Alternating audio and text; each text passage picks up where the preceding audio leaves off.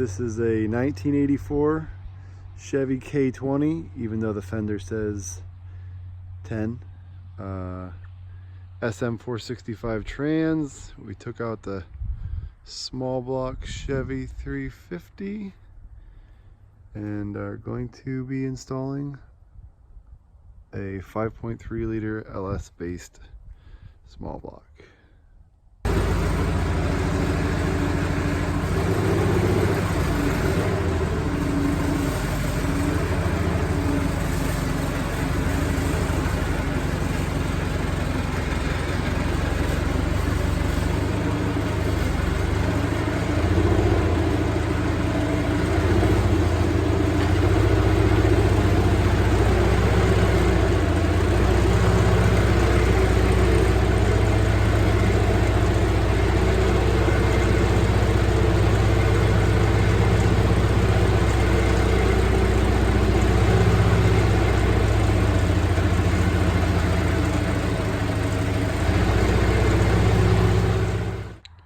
So this is a 2002 Chevy 5.3.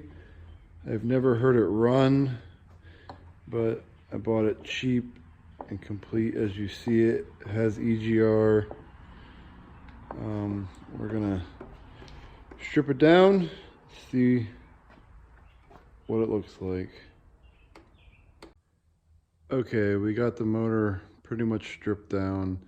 We're gonna pull the valve covers off and see if this is a sludge puppy or not, but a lot of these LS motors break the manifold bolts, so we will do a quick video on extracting those, at least the way that I do it. Normally it works pretty well. Sometimes you gotta do it a couple times per bolt.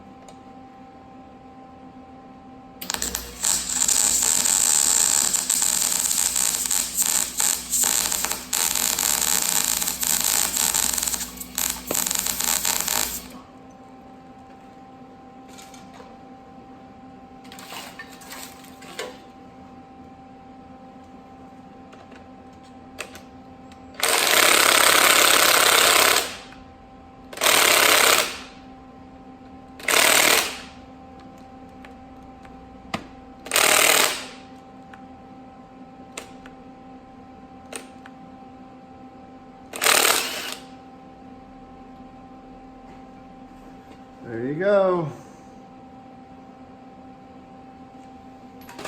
Just buy a better impact gun.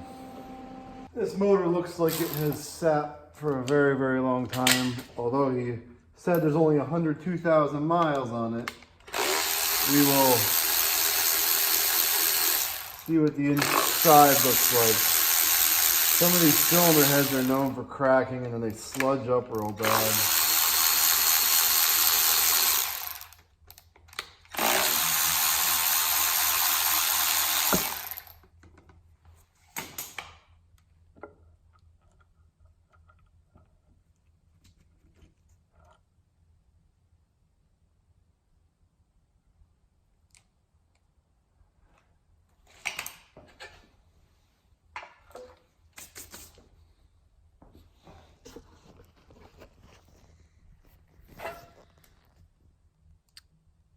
They don't look too bad.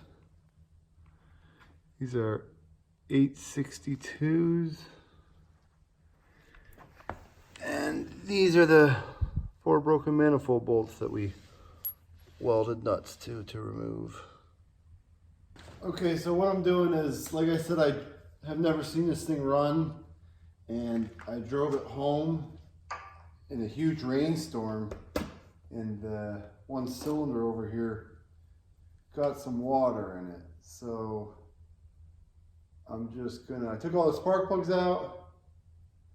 I'm just gonna crank it over to shoot the water out. I bore scoped it. It doesn't look like there's any rust or anything in it, but oh no. Did I put the drain plug in? Nope. Put the drain plug in before you put oil in.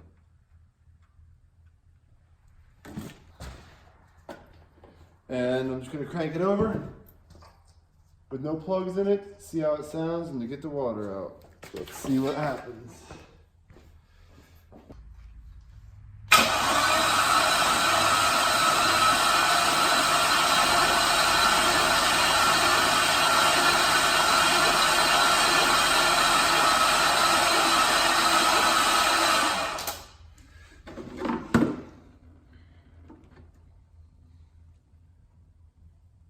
What happens is you make a gigantic mess because there's no oil filter, and it clearly pumped oil though. There's a little water that sprayed out you may or may not have seen.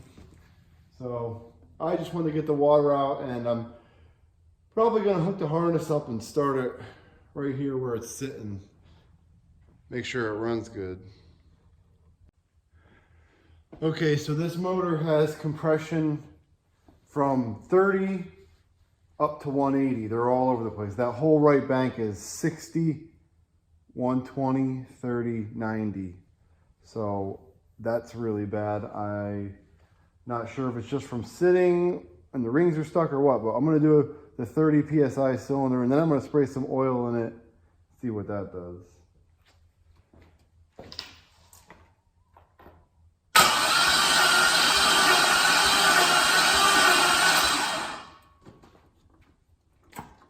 Yeah, not even 30 PSI, like nothing.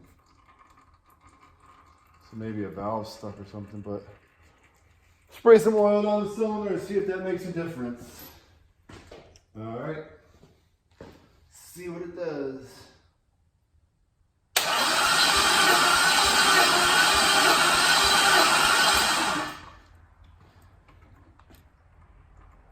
A little better, not much. About 45. So I'm not sure what to think of this motor. Like I said, I'd kind of like to just put it together and run it to see what it does. The plugs all look fine. They look like they're burning evenly, so it leads me to believe that the thing was running okay. The guy said it was. He said he drove it to his house, so who knows? Maybe I'll just hook the harness up and try and run it. Okay, so like I said, I had compression from 30 PSI to 180. This thing's been sitting a long time. The plugs looked really good, which leads me to believe that it wasn't down on compression, because it would have been oil fouling plugs or something. So I got everything hooked up real ghetto-like, but power to the main terminal and connector C9 powered up, and I have a super safe makeshift fuel system. There's a pump in there with a return, and we're going to try and start it just to see if I can get it running, and then do another compression test, get some oil up in the cylinders and get the valves to clean up a little bit. So here we go.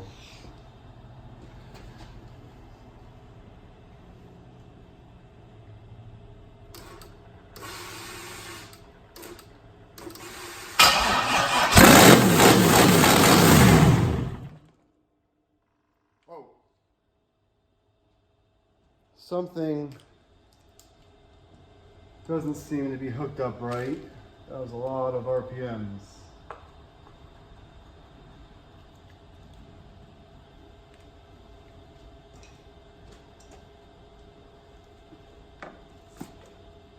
Oh, no ground. Let me hook up this ground and try it again.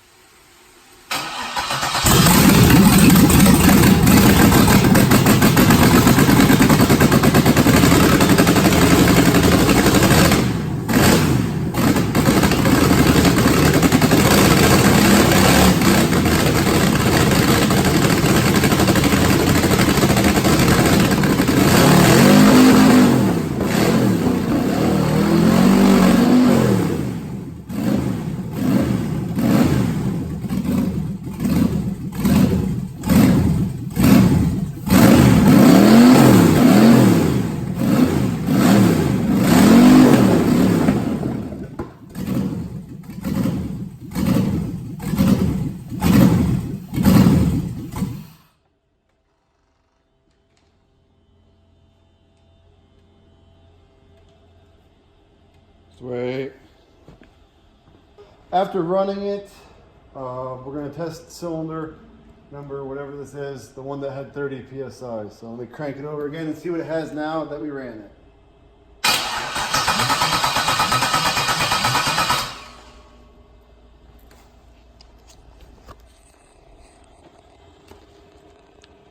It's upside down, but you're about 150. So I'll check the rest of them. You can see it cleaned up quite nicely.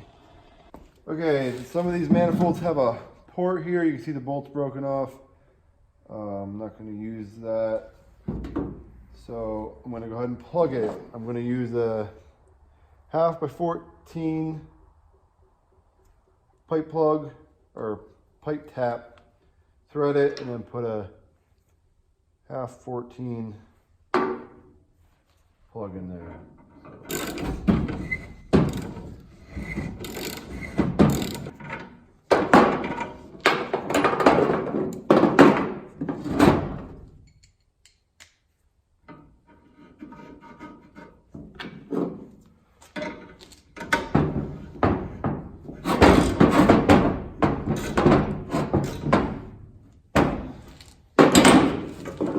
Just like that. I'm going to take it back out and do it a little more to thread it a little deeper, but you get the idea. And then I'll blow it out good before I put it in for the final time. Okay, so I bolted up some adapter plates to mount the original square body truck clamshells to. And this is the bell housing from the SM465, which is still in the truck. So this is all just temporarily mocked up, and we're going to drop it in, see how it fits or doesn't fit.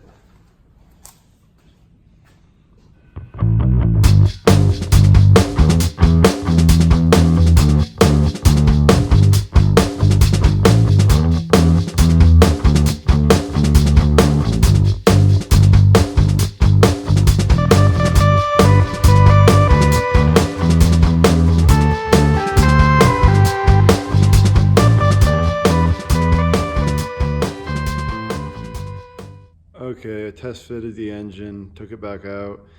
Now I put the flywheel on. It's a Sachs 1050 and a Luck, whatever you call it, 064 clutch. There's a couple different combinations people use. It's got a LS2. You can't see it. LS2 type pilot bearing. Different people use different combinations. I would not recommend this again because you have to take the dowel pins off, which means you're pretty much relying on a dial indicator to make sure the pressure plate's centered on the flywheel. So doing it again, I would do this differently. Okay, you can see here I have the wiper motor removed, and I'm going to drill a hole to put the hydraulic master cylinder in. I'm switching from mechanical linkages to hydraulic. There's a dimple there and there. Can't really see them, but there's dimples on the cab from factory, so I'm going to drill those for the hydraulic stuff. Alright, we're going to build the downpipes. Just have some J-bends that I bought from Summit. And some random old tailpipes, and we're gonna cut them up to make a downpipe.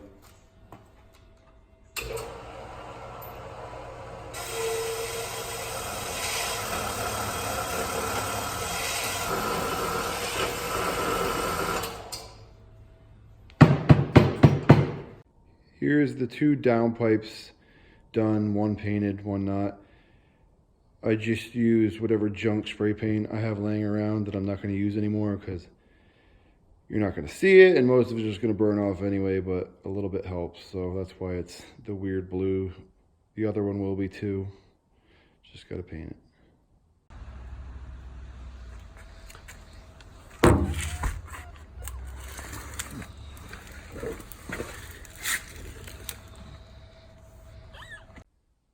Okay, so I have the coils on, the exhaust fully on. I just laid the harness in here to start connecting it all so I can put the starter on. I did not cut this harness down. I'm just leaving it stock for now. I'll probably end up just leaving it stock because I just want this thing to run and drive. I'm not worried about really making it super clean under the hood. All right, I'm gonna do the first start here. I have the makeshift fuel system on there because I'm waiting for my fuel pump to come in. I'm using an inline pump, and I just have an in-tank pump laying in the milk jug there. So here we go.